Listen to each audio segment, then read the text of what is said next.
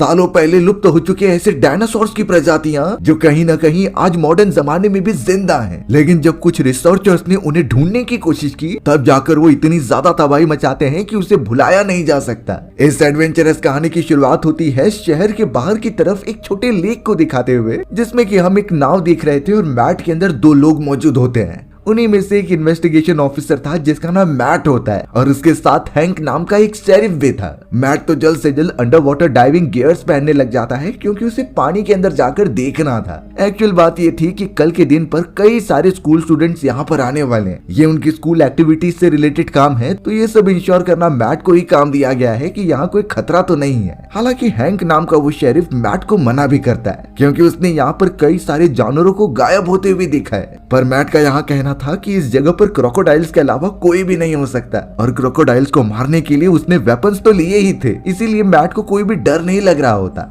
रुकने के बावजूद मैट तुरंत ही पानी के अंदर कूद गया और एक्सप्लोर करने लगा। अब यहाँ इतना ज्यादा कॉन्फिडेंस होने पर शेरिफ भी ज्यादा कुछ नहीं करता और बोट के ऊपर रेडियो चालू करके सुनने लगता है। अब यहाँ थोड़ी देर तक मैट पानी के अंदर घूम रहा था। उसे कई सारे अलग अलग टाइप के टर्टल्स और मछलियां दिखाई देती है। मैट को तो अब ये सारी चीजें एक्सप्लोर करने के बाद बहुत ही मजा आ रहा था, लेकिन तभी मैट की तरफ कोई बड़ी सी चीज तेजी से आती हुई दिखाई देती है। मैट तो प्रॉपरली रिएक्ट भी नहीं कर पाता और वो अनजान सी चीज उसे पकड़ने लगी। वो तो चिल्लाकर शेरिफ को अपनी तरफ बुलाने की भी कोशिश करता है, लेकिन जो भी अनजान चीज थी वो उसे पानी से निकलने ही नहीं देती। शेरिफ तो नाव के ऊपर रेडियो सुनने में बिजी था, लेकिन जब पानी में और ज्यादा हलचल होने लगी तो शेरिफ की नजर मैट के ऊपर जाती है। वो साफ देख पा रहा था कि पानी में ऐसा कोई जलजीवी जानवर है जो मैट को इतनी तेजी से आगे लेकर जा रहा है कि वो कंट्रोल नहीं कर सकता। लेकिन फिर भी शेरिफ मैट का हाथ पकड़ने का ट्राई करता है। उसने आखिरकार इतनी मेहनत के बाद मैट को पकड़ लिया था और उसे ऊपर खींचता है। खैर अब यहाँ किसी भी तरीके से मैट नाव पर तो आ गया था, लेकिन वो शेरिफ जब मैट की हालत देखता है तो एकदम दंग रह गया। मैट की तो आधी बॉडी एकदम से कट चुकी थी और वो वहीं पर मर गया था। शेरिफ भी ये देखकर एकदम डर गया होता है क्योंकि ये काम तो किसी क्रोकोडाइल का भी नहीं था। यानी इसका मतलब है कि पानी में जरूर कोई ऐसा जलजीवी जानवर मौजूद है जो किसी क्रोकोडाइल से भी बड़ा और खतरनाक है। शेरिफ ने तुरंत इन चीजों के बारे में ऑफिस में इन्फॉर्म कर दिया ताकि यहाँ आकर इन्वेस्टिगेशन हो। हमें तो अब दूसरी तरफ एक नेशनल म्यूजियम को दिखाया जाता है जहाँ पर कई वैज्ञानिक काम कर रहे थे। उन्हीं में से मे नाम की एक लेडी होती है जो अपने काम में एकदम परफेक्ट थी।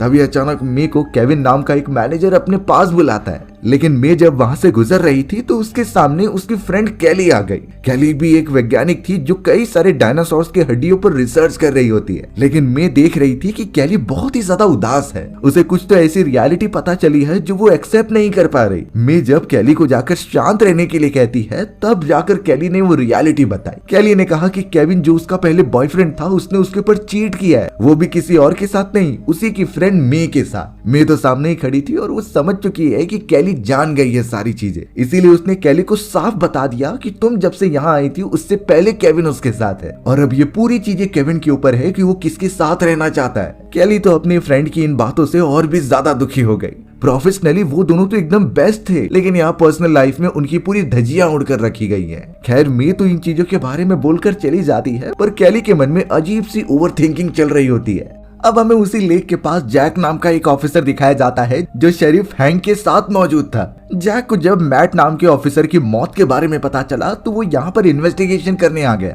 जैक शेरिफ से कहता है कि मुझे मैट की डेड बॉडी देखनी है और ये जानना है कि उसे किसने मारा। जैक को तो यही लग रहा होता है कि ये किसी क्रोकोडाइल का काम हो सकता है, लेकिन शेरिफ ने साफ कह दिया कि उसने कोई भी क्रोकोडाइल को आसपास नहीं देखा था। ये कोई अजीब सा ही जानवर था जो पानी के एकदम अंदर से अटैक कर रहा था। लेकिन जैक ने जब मैट की डेड बॉडी को देखा तो वो एकदम दंग रह गया क्योंकि उसकी पूरी बॉडी दो हिस्सों में डिवाइडेड थी। ऐसा खौफनाक दृश्य जैक ने अपनी लाइफ में कभी नहीं नोटिस किया होता है और अब ये सारी चीजें जैक के लिए बहुत ही ज्यादा इंटरेस्टिंग हो चुकी थी कि आगे क्या होगा। ऐसा कौन सा जानवर है जो एक ही बाइट में किसी इंसान को काट सकता है। हमें तो अब कैली दिखाई गई जो अपने ऑफिस में बैठकर काम कर रही थी। तभी उस जगह पर केविन आ जाता है जो उसका एक्स बॉयफ्रेंड था। कैली तो केविन से बात भी नहीं करना चाहती थी और उसे यहाँ से चले जाने के लिए कहती है, लेकिन केविन यहाँ पर उसे मना नहीं या फिर कोई बात करने नहीं आया था, बल्कि प्रोफेशनली एक इम्पोर्टेंट काम होता है जिसे कि कैली को जाकर देखना होगा। केविन ने कैली को एक इन्फॉर्मेशन दी कि हमें लेक के पास एक ऐसा दांत मिला है जो किसी पौराणिक या फिर लुप्त हो चुके डायनासोर की है और ये डायनासोर अब तक हमारी दुनिया में म्यूटेट हो चुका होगा। होगा। तो केविन और उसकी टीम चाहते थे कि कैली उस घटना स्थल पर जाए और उस दांत के साथ साथ पूरी चीजों की इन्वेस्टिगेशन अच्छी तरीके से करे। कैली इन चीजों को सुनकर एकदम दंग रह जाती है क्योंकि वो फील्ड ऑफिसर नहीं थी, उसका काम तो सिर्फ ऑफिस तक ही सीमित था।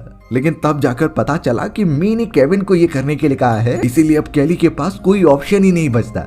बेचारी ना चाहते हुए भी हेलीकॉप्टर में बैठकर आगे बढ़ चलती है उस घटना स्थल पर। वहां पहुंचने के बाद कैली की मुलाकात हैंक नाम के ऑफिसर से हुई। हैंक तो उसे गाइड करता है मैट नाम के ऑफिसर के डेड बॉडी के पास लेकर जाने के लिए। अंदर पहुंचते ही कैली को वो अनजान प्राणी का दांत दिखाया गया जो मैट के बॉडी में फंस गया था। कैली जब उसे ध्यान से देखती है तो उसका स्ट्रक्चर उसे दंग कर देता है क्योंकि उसने पहली बार में ही कंफर्म कर दिया कि ये किसी डायनासोर का दांत है और ऐसा छोटा मोटा डायनासोर नहीं बल्कि पानी के अंदर रहने वाला। लेकिन कैली को समझता नहीं कि इतने साल बीतने के बावजूद भी ये डायनासोर कैसे जिंदा है। क्या ये उनके इन्वायरमेंट में म्यूटेट हो रहे हैं जो और ज्यादा खतरनाक हो गए हैं। अब यहाँ थोड़ी देर बाद कैली ने जब उस मरे हुए मैट की डेड बॉडी देखी तो वो भी चौंक जाती है। ऐसा खतरनाक प्राणी पानी में रह रहा है और किसी को भी जरा भी टेंशन नहीं। इसीलिए अब कैली शेरिफ हैंक से कई सारी बातें पूछती है कि ये प्राणी कहाँ पर पाया गया। हैंक ने उस लेक के बारे में सब कुछ बता दिया कि लेक के आसपास दूर दूर तक कोई भी नहीं रहता सिवाय एक बूढ़े कपल के जिनका घर पास में ही है। अगर वो वहाँ पर जाए तो कुछ इन्फॉर्मेशन मिल सकती है। इसीलिए अब कैली शेरिफ हैंक के साथ सीधा निकल पड़ी उस लेक के पास जाने के लिए। हैंक गाड़ी के अंदर सारे सामान भर रहा था तभी उसे एक गन दिखाई देती है। कैली तो उस एडवांस गन को देखकर एकदम चौंक गई, जिसके बाद शेरिफ ने कहा कि ये सिर्फ सेफ्टी के लिए है। वो दोनों जब एक दूसरे से बात कर ही रहे थे तो थोड़ी ही देर में जैक नाम का ऑफिसर आ गया। हैंक जैक को कैली से मिलवाता है जो एक वैज्ञानिक है और यहाँ पर अपनी रिसर्च करेगी। जैक और कैली एक दूसरे को अपना इंट्रोडक्शन देते हैं और जैक बताता है कि वहाँ पर जाना थोड़ा खतरनाक हो सकता है। लेकिन कैली कह रही थी कि उसे ये चीजें जाननी है। पहले तो उसे बिल्कुल इंटरेस्ट नहीं था लेकिन अब वो इंटरेस्ट काफी बढ़ चुका है। कैली ने जैक से प्रॉमिस किया कि वो किसी भी टाइप की रूल्स एंड रेगुलेशन को ब्रेक नहीं करेगी। अब यहाँ इतनी अच्छी बातें करने के कारण जैक मान जाता है कैली को लेकर जाने के लिए। थोड़ी ही देर में उनके पास एक लोकल लड़की आती है और वो तुरंत ही डर के मारे बोलने लगी कि पानी के अंदर एक बड़ा मॉन्स्टर रहता है। लेकिन जैक और शेरिफ ने उसे नकार दिया और वहाँ से जाने के लिए कहा। यानी ऑब्वियस चीज है कि ये सारी बातें लोगों के बीच में फैलती जा रही हैं। अब यहाँ कैली, जैक और हैंक तुरंत ही पहुंच जाते हैं उस बूढ़े कपल के घर में जो उस अनजान सी लेक के थोड़ी ही दूरी पर था। घर में मौजूद एक ओल्ड लेडी उनका बहुत अच्छी तरीके से स्वागत कर रही थी, लेकिन उसका हस्बैंड कहीं दिखाई नहीं दे रहा था तो उन लोगों ने उसके बारे में पूछ लिया। वो बूढ़ी लेडी कहती है कि मेरे हस्बैंड कई सालों पहले मर चुके थे। इसका रीजन था कि वो बहुत बीमार थे और ठीक से सो भी नहीं पाते, इसीलिए बड़े अनजान तरीके से उन्होंने अपनी जान ले ली। लेकिन पता नहीं क्यों हैंक और जैक को इस बूढ़ी लेडी की बातों पर भरोसा ही नहीं हो रहा था। उन्हें जितनी इन्फॉर्मेशन मिली वो उसे ले लेते हैं और कैली के साथ उस नाव में बैठकर उसी लेक के अंदर आगे बढ़ने लगे। फिलहाल के लिए तो किसी को भी डर नहीं लग रहा था क्योंकि उन्होंने अजीब से प्राणी का चेहरा नहीं देखा होता। अब कैली को बताया गया कि वो पूरी रात गुजारने के लिए कैंपिंग साइट पर जा रहे हैं, यानी वो किसी होटल में नहीं बल्कि फॉरेस्ट में रहने वाले हैं। ये चीज ये कैली को थोड़ा अनकंफर्टेबल कर देती है क्योंकि उसने कभी कैंपिंग नहीं की। थोड़ी देर में आगे बढ़ने के बाद अचानक शेरिफ हैंक को पानी के अंदर कुछ मछलियां मरी हुई दिखाई देती हैं। वो तुरंत ही मछलियों की डेड बॉडी को नाव में रख रहा था, पर एक मछली तो कैली के ऊपर जाकर गिर जाती है। कैली तो इससे बहुत ही ज्यादा डर गई और हैंक को स्लैप करने लगी होती है। हैंक बेचारा कुछ कर नहीं सकता क्योंकि कैली एक लड़की है। कैली तो जैक के ऊपर भी गुस्सा कर रही थी क्योंकि उनकी मैनेजमेंट बहुत ही बेकार है। जल्द से जल्द किनारे पर आने के बाद वो कैंपिंग साइट पर पहुंचे जहां ऑफिसर्स ने कई सारे कैंप्स लगा के रखे थे। कैली ने यही डिसाइड किया कि वो अकेले कैंप में सोएगी। अब यहाँ कैली जब जैक से बात कर रही होती है तभी उस जगह पर एक हेलीकॉप्टर आया। उस हेलीकॉप्टर के बारे में कैली जानती थी क्योंकि ये उसके एक सीनियर वैज्ञानिक का होता है जिसका नाम हेक्टर था। हेक्टर तो एक बहुत ही ज्यादा अमीर वैज्ञानिक है जो कई सारी चीजों पर एक्सप्लोरेशन कर चुका है। उसे पौराणिक जानवरों और कई सारी स्पीशीज के बारे में अच्छी नॉलेज है, तो शायद मैनेजमेंट ने हेक्टर को ये केस संभालने के लिए बुला लिया है। हेक्टर जैसे तैसे हेलीकॉप्टर से उतरकर बाकी टीम से मिलता है, पर उसने तो अचानक कैली को एकदम से इग्नोर कर दिया था। ऐसा लग रहा होता है कि उन दोनों के बीच जरूर कुछ ऐसा हुआ है जिससे वो एक दूसरे को देखना नहीं चाहते। अब यहाँ जैक के पूछने पर डॉक्टर हेक्टर बता रहे होते हैं कि उसे पूरा यकीन है कि इस लेक के अंदर कोई पौराणिक जानवर मौजूद है, सिर्फ हमें प्रॉपर वे आना चाहिए कि उसे कैसे बाहर निकाला जाए। हेक्टर के पास इतनी सारी नॉलेज को देखकर सभी ऑफिसर्स एकदम कॉन्फिडेंट हो गए थे, लेकिन कैली थोड़ा सा यहाँ पर लो फील कर रही होती है क्योंकि उसके ऊपर से सारा अटेंशन खत्म हो गया था। अब यहाँ सारे इक्विपमेंट लेने के बाद हेक्टर दो टीम में डिवाइड कर देता है और नाव की मदद से उसी लेक में आगे बढ़ता है। एक बोट पर तो कैली और हैंक मौजूद थे तो दूसरे पे जैक और हेक्टर होते हैं। हेक्टर के पास एक अजीब सी फ्रीक्वेंसी डिटेक्ट करने वाली मशीन भी थी जो पानी के अंदर मौजूद हलचल को नोटिस करती है। हेक्टर तो उन्हें कुछ डिटेल्स भी बताता है कि जो जानवर जितना ज्यादा पौराणिक और खतरनाक होता है वो पानी के और भी ज्यादा गहराई तक रहता है, इसीलिए बाकियों के मुकाबले उन्हें बाहर निकालना काफी मुश्किल हो सकता था। लेकिन अचानक अब पानी में कुछ हलचल होने लगी। हेक्टर कहता है कि ये सिर्फ मछलियों का छोटा सा झुंड है, लेकिन अचानक कैली की बोट एकदम से पलट जाती है। हैंक और कैली एकदम से पानी में गिर चुके थे, लेकिन कैसे भी अपनी बोट को सीधा करके वापस आ जाते हैं। किनारे पर पहुंचने के बाद कैली अपने मैनेजमेंट को कॉल करती है और कहती है कि मुझे एक असिस्टेंट चाहिए, वो इस तरीके से यहाँ पर अकेले नहीं एडजस्ट कर पाएगी। अब यहाँ धीरे धीरे जैसे रात हुई तो पता चला कि सभी लोग टेंट में जाकर पार्टी कर रहे हैं। ये पार्टी हेक्टर ने दी होती है क्योंकि वो बहुत ही ज्यादा अमीर था। शेरिफ हैंक जब वहां पर पहुंचा तो पता चला कि दो ऑफिसर्स एक गड्ढा खोद रहे हैं। पूछने पर दोनों ऑफिसर्स ने बताया कि ये काम उन्हें हेक्टर ने दिया है और इसके बदले वो उन्हें कई सारे डॉलर्स भी दे रहा है। शेरिफ सीधा जाकर हेक्टर से पूछने लगा कि तुम ये गड्ढा क्यों खुदवा रहे हो। तब जाकर हेक्टर ने कहा कि क्रोकोडाइल या फिर कोई भी पौराणिक जानवर हो उस जमीन में होने वाली वाइब्रेशंस को सुनकर बाहर आते हैं। उन्हें ऐसा फील होता था कि वहाँ पर भूकंप आ रहा है, तो ये सबसे अच्छी टेक्निक है उस जानवर को बाहर निकालने का। लेकिन पता नहीं क्यों शेरिफ हेक्टर के तरीकों को एकदम पागल करार देता है और वहाँ से चला जाता है। पर हेक्टर अपने नुस्खों के ऊपर एकदम कॉन्फिडेंट लग रहा था। अब अगर इस पूरी कंडीशन में हम अगर उन रिसर्चर्स की जगह पर होते और हमें ये काम मिला होता कि समुद्र में से उस पौराणिक जानवर को बाहर निकाला जाए, तो आखिरकार ऐसे कौन से तरीके हैं जिससे कि इन जानवरों को बाहर निकाला जा सकता है। सबसे पहली चीज तो सभी को पता होगी कि जलजीवी जानवर पानी में होने वाली स्प्लैशेस या फिर मूवमेंट को महसूस कर लेते हैं। अगर हम पानी में जाकर जोर जोर से फ्लैशेस मारे या फिर वाइब्रेशन क्रिएट करें तो नॉर्मल मछलियां भी उसे सेंस कर लेती हैं। बड़ी क्रिएचर्स की तो दूर की बात है, उनकी सेंसिंग पावर और भी ज्यादा होती है। टर्टल्स और फ्रॉग जैसे जलजीवी जानवर इस तरीके के वाइब्रेशन से अट्रैक्ट नहीं होते। अब आ जाती है किसी क्रोकोडाइल टाइप की स्पीशीज की बात। ये रिसर्च में नोटिस किया गया है कि लो फ्लैशेस वाली फ्रीक्वेंसी साउंड क्रोकोडाइल्स को अट्रैक्ट करते हैं। यानी अगर हम पानी में जरा सा भी स्प्लैश मारे तो इसकी फ्रीक्वेंसीज उन तक पहुंच जाती है और क्रोकोडाइल्स इससे अंदाजा लगा लेते हैं कि उनका शिकार कितना बड़ा है और उस पर अटैक करना सही होगा भी कि नहीं। लेकिन अगर लेक में मौजूद क्रिएचर क्रोकोडाइल से भी कई गुना बड़ा होगा तो उसे अट्रैक्ट करने के लिए अजीब तरीके के डिस्ट्रेस सिग्नल्स निकालने पड़ेंगे। सेम वैसा ही जैसा कि वैज्ञानिक पानी में व्हेल्स को बुलाने के लिए करते हैं। और अब आ जाती है खूंखार जानवरों को बुलाने की बात। तो उसके लिए तो हमारी बॉडी का एक छोटा सा ब्लड ड्रॉप ही काफी है पानी के अंदर। जैसे ही पानी के अंदर हमारा ब्लड ड्रॉप गिरेगा तो सारे खूंखार जानवर जो किसी भी चीज को बड़ी बुरी तरीके से खा जाते हैं जैसे कि पिराना या फिर शार्क्स, ये तुरंत ही अट्रैक्ट होते हैं खून की वजह से। खैर इतनी सारी चीजें पता चलने के बाद हमें इतना तो पता चल गया कि कैसे कौन सा जलजीवी जानवर अट्रैक्ट होता है। पर यहाँ कैली तो जैक से बात करते दौरान अपने पुराने दिनों को याद करती है जब वो अपने ग्रैंडफादर के साथ ऐसे ही किसी फॉरेस्ट में कैंपिंग के लिए आया करती थी। कैली तो जैक से कहती है कि उसे वो चीजें लेक के पास जाकर वापस एक्सपीरियंस करना है, लेकिन जैक ने इन चीज के लिए साफ मना कर दिया क्योंकि ये खतरनाक हो सकता था। इस मोमेंट पर कैली थोड़ा उदास दिखती है तो उसने सब कुछ अपने मन की भड़ास निकाल दी। उसने जैक को यहाँ तक भी बता दिया कि केविन उसका एक्स बॉयफ्रेंड था और उसने तो उसके फ्रेंड मे के साथ मिलकर उस पर चीट किया है और जानबूझकर उन्होंने कैली को यहाँ पर भेजा है ताकि वो मजे कर सके। जैक थोड़े ही देर में कैली के बारे में सब कुछ जान चुका था और वो तो कैली को यही सजेस्ट करता है कि तुम वापस चले जाओ। पर कैली ने इस चीज के लिए साफ मना कर दिया क्योंकि उसे इस मिशन के लिए चुना गया है। चाहे कुछ भी हो वो इसमें इक्वली कंट्रीब्यूट करना चाहती है। अब यहाँ रात के समय हैंक जब उठ रहा था तो उसे झाड़ियों के पीछे से कुछ आवाज आती है। हैंक ने तुरंत ही गन निकाल ली और उस आवाज के पीछे बढ़ा। जैसे उसने झाड़ी हटाई तो पता चला कि वहाँ पर हेक्टर खड़ा हुआ है। हेक्टर एकदम चौंक गया उसे देखकर। हैंक तो जोर से चिल्लाकर सभी को बुला लेता है और बाकी तो वहाँ पर जमा हो जाते हैं। हेक्टर ने कहा कि वो उस खतरनाक जानवर को पकड़ने के लिए कई सारे जाल बना रहा है। ये जाल इंपॉर्टेंट है उसे ट्रैप करने के लिए। लेकिन अब हैंक को ही नहीं बल्कि जैक और बाकी लोगों को भी हेक्टर पागल लगने लगा था क्योंकि वो जलजीवी जानवर है, आखिरकार वो पानी से बाहर थोड़ी आएगा। लेकिन कहीं न कहीं कैली हेक्टर के ऊपर भरोसा करती है। कैली को पता था कि हेक्टर कितना ज्यादा नॉलेज वाला आदमी है। उसने एलिगेटर और कई सारे पौराणिक जानवरों पर रिसर्च की है तो उसकी बातों को नजरअंदाज नहीं किया जा सकता। अब जब सभी लोग आगे बढ़ने लगे तो पता चला कि हैंक हेक्टर द्वारा बनाए गए एक जाल के अंदर गिर चुका है। अगले दिन वो सभी लोग वापस से लेक के अंदर निकल चुके थे अपनी इन्वेस्टिगेशन के लिए। कई ऑफिसर्स भी उस बोट पर मौजूद होते हैं और हेक्टर ने डिसाइड किया था कि वो और जैक साथ में डाइव करेंगे। यानी अब वो पता करके ही रहेंगे कि पानी में कौन सा जानवर है। वो दोनों तो अब डाइविंग सूट पहनकर चले जाते हैं और यहाँ बोट के ऊपर तो कुछ ऑफिसर्स के साथ कैली और हैंक मौजूद थे।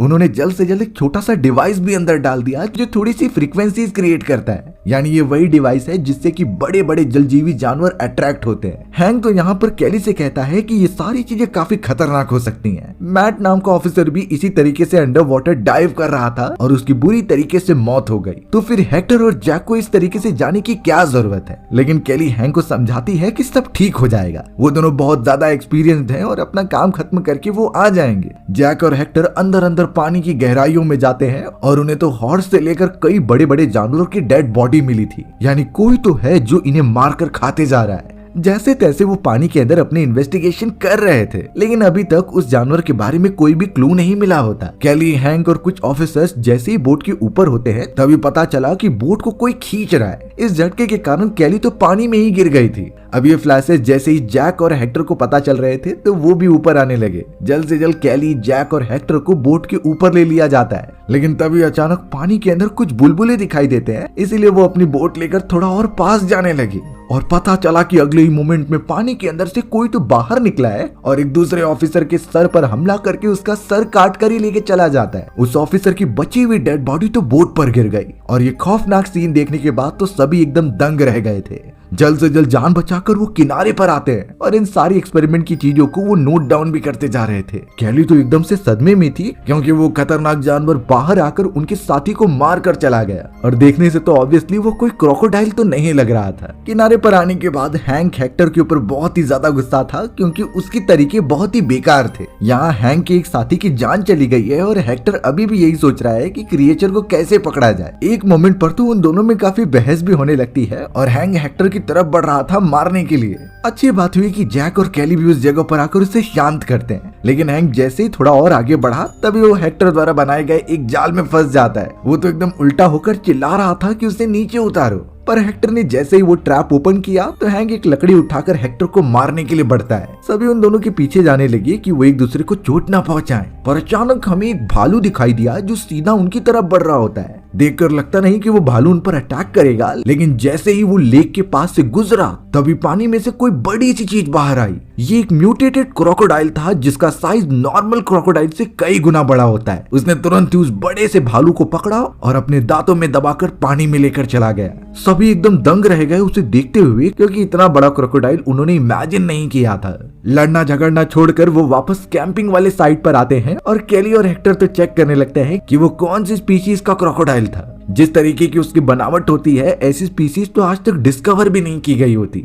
यानी इससे हेक्टर समझ चुका था कि ये पौराणिक जानवर है और इतने सालों से ये सरवाइव करता आ रहा है। हेक्टर को अपनी जान की परवाह नहीं है, उसे सिर्फ इस क्रिएचर के बारे में एक्सप्लोर करना है। इसीलिए वो बाकियों से ये कह देता है कि वो एक दूसरी जगह पर जाएगा कल सुबह इन्वेस्टिगेशन के लिए। जैक को थोड़ी सी चोट लगी थी, इसीलिए कैली उसकी फर्स्ट एड करती है। दोनों में तो एक अजीब सा बॉन्ड बनता हुआ दिखाई दे रहा था जो शायद आगे चलकर दोनों के लिए अच्छा होगा। सुबह होते ही जैक, कैली और उसके कुछ पुलिस ऑफिसर्स की टीम निकल पड़े थे फॉरेस्ट के अंदर उसी क्रिएचर की तलाश में। वहीं हेक्टर अपनी असिस्टेंट के साथ हेलीकॉप्टर लेकर दूर चला जाता है। उसका अंदाजा था कि वो क्रिएचर को दूसरी तरफ से ढूंढेगा। जैक की टीम को तो इन्वेस्टिगेशन के दौरान जमीन पर बड़े बड़े पांव के निशान मिले थे। ये किसी नॉर्मल जानवर के तो हो ही नहीं सकते। आगे बढ़ने पर तो कैली को कई सारी हड्डियां भी मिलती हैं जो इंसानों की थी। यानी उस क्रिएचर ने जरूर इंसानों को खत्म कर दिया होगा। अब जैक जब कैली को शांत करा रहा था तो उसकी नजर उसी बूढ़ी औरत के घर पर गई जहां पर वो लेडी एक गाय को अपने साथ बांध कर लेकर जा रही थी।